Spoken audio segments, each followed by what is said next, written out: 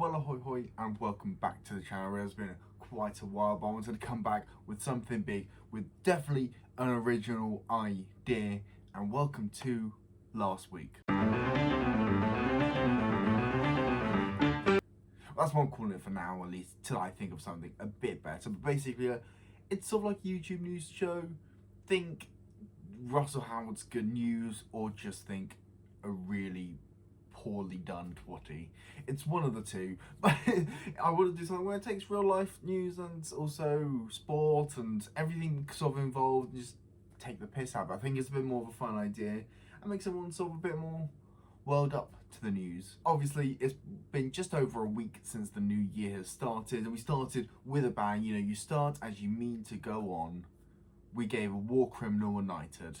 Yep, Tony Blair does now officially a Knight of the Official Realm, which is a bit surprising. Let's not all deny. We all know what happened in Iraq. Like, come on, the man has now just come out like political retirement since COVID and Brexit, but let's not forget the man has done a lot of bad things for the country. But you know, yes, given knighthood, you know, it's totally not like knighthood systems given to some bad people before. In other headlines, Janae Maxwell has been sentenced up to 65 years in prison for, you know, her role with the Jeffrey Epstein cases. And I realise it's not a very light-hearted topic, but you know, it's one of those that will be making Prince Andrew finally sweat in that Pizza Express. You never know. I mean, he says he can't do it, but if one of your BFFs has now been done for it, good luck, Prince. You're fucked. On a bit lighter news, because yeah, previously I've not been the greatest, but lighter, here in my hometown of Brighton and Hove, the I-360, originally called the British Airways I-360, has now parted ways with British Airways, which is ironic. Bear in mind they have now just taken off from the partnership, and people are looking what they're going to now replace it with. You know, they've had this concept art of if McDonald's took over, and you know what, it would make this eyesore look so much better.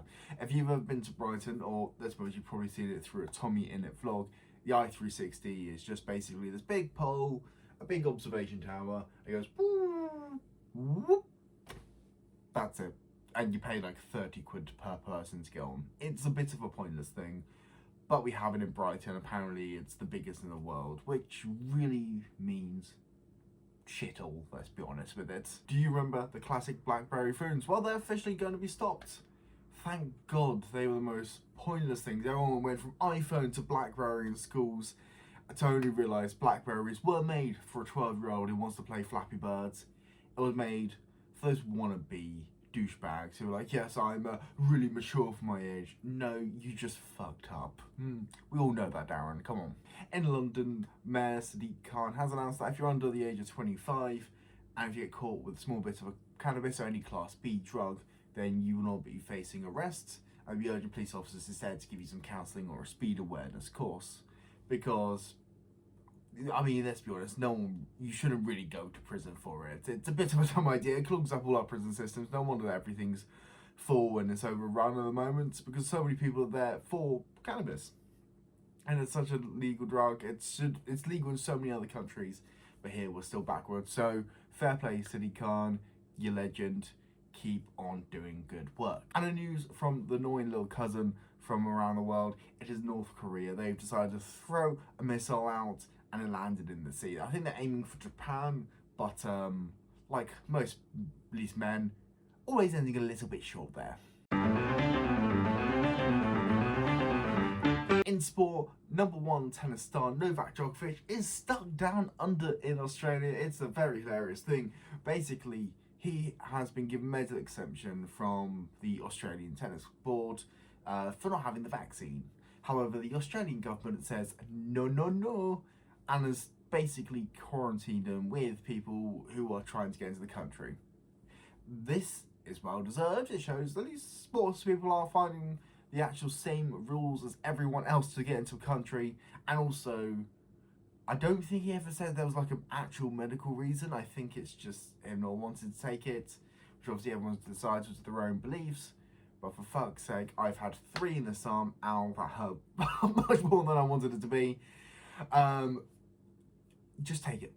It's really not hard to do. You get an achy arm for a couple of days. I'm on my second day now, and come on, it's really not that bad. Along with being stuck down under, the England cricket team has lost the Ashes in pretty much record, as the quickest you can really do it. They lost 3-0. The last one they drew, so it wasn't a complete whitewash.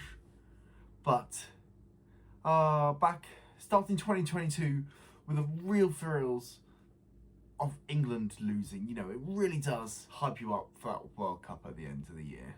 For fuck's sake. And in sad sport news, Scott Peter Snakebite Wright has won the darts championships. I'll be honest, I don't know much about darts, but it was on my Twitter, so I thought I'd include it.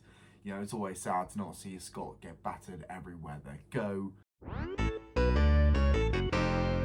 And finally, in today's show, there's a part I want to bring into this, I think it'd be quite nice. I'm going to call it Influencer Spotlight. Basically, every week, let's be honest, an influencer does mess up, whether they old tweets resurface, they make a bad comment, or they're just massively deluded. And I think a bit of all of them did come up from Molly-Mae. For those who aren't aware, Molly-Mae is a businesswoman, started out from Love Island, is going out currently with Tommy Fury, and basically, it's quite laughable when you think about it more and more. She made a comment, and she literally went out and said, I'm not going to show the clip purely because I want to be careful, because let's be honest, the podcast owner sounds like they'll probably take down it all. But she basically said, we have to all have the same 24 hours in a day. And that's the bit basically that's pissed everyone. All have the same 24 hours a day, I'll work my arse off. And you know, that's not denying she does work very hard, being the creative director of a company known for using sweatshops. You know, that's really hard work to do. But the fact saying everyone has the same 24 hours in a day is utter bollocks. Because no one's 24 hours is the exact same. Everyone has different lives, different ways. Whether you have a disability, whether you have something holding you back, injustices happen 24/7, 365 days a year. And one may think, oh yeah, you can all do it. It's the same initiative as, oh, you're poor or you're homeless, buy a house. Like, do you understand how dumb that actually sounds? As it's, you know, I'll put it, Molly-Mae, just in case you are watching this, because I'll probably put your name in the title before that good old clicks, even though I'm a few days late. It's a bit like saying, oh yeah, Tommy just didn't want to beat Jake so much, he had to find a way out of it. You know, oh, my ribs hurt, oh, I've got a cold. Come on, he has the same 24 hours in a day as everyone else. And he couldn't protect those ribs. So, yeah. It's kind of an annoying one. It's one of those where everyone has 24 hours a day. Absolutely. Everyone can do different things in 24 hours. Not everyone can do the exact same thing each and every time.